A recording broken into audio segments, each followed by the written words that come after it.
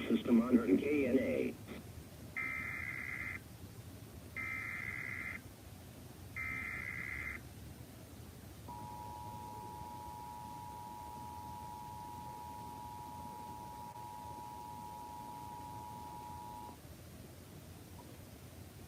The National Weather Service in Norman has issued a severe thunderstorm warning for central Grady County in central Oklahoma, west central McLean County in central Oklahoma, until 5 p.m. Central Standard Time. At 4:09 p.m. Central Standard Time, a severe thunderstorm was located near Nords, moving northeast at 40 miles an hour. Expected hazards include 60 miles an hour wind gusts and quarter-size hail. This is a radar-indicated threat.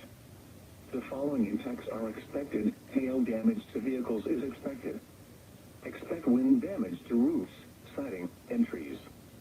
Locations impacted include Chickasha, Newcastle, Blanchard, Tuttle, Amber, Bridge Creek, Nords, Middleburg, Tabler, Agawam, and Unicall.